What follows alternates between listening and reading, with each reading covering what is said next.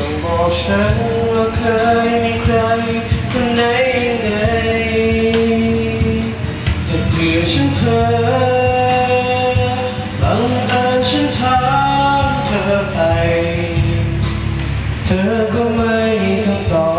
บฉันเลยแต่ฉันคนนี้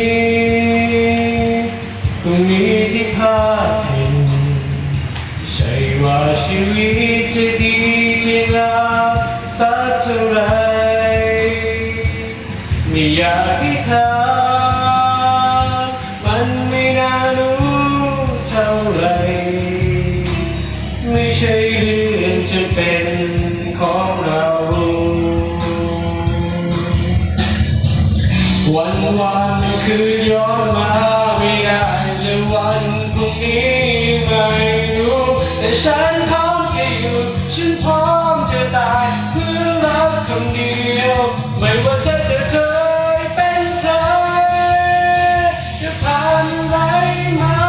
ขอจงอย่าเป็นกังวลนี่คือคนของเธอไม่ว่ามันจะเกิดอะไรต่อจากนี้ไปฉันจะอยู่ดูแลเธอด้วยคำว่ารักด้วยใจ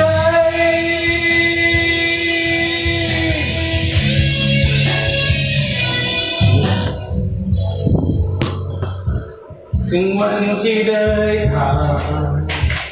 ไม่ต้องบอกฉันว่าเคยมีใครคนไหนยังไง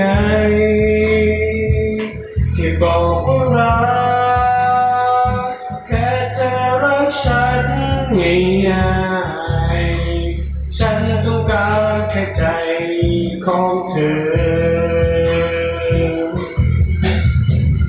วันคืนย้อนมา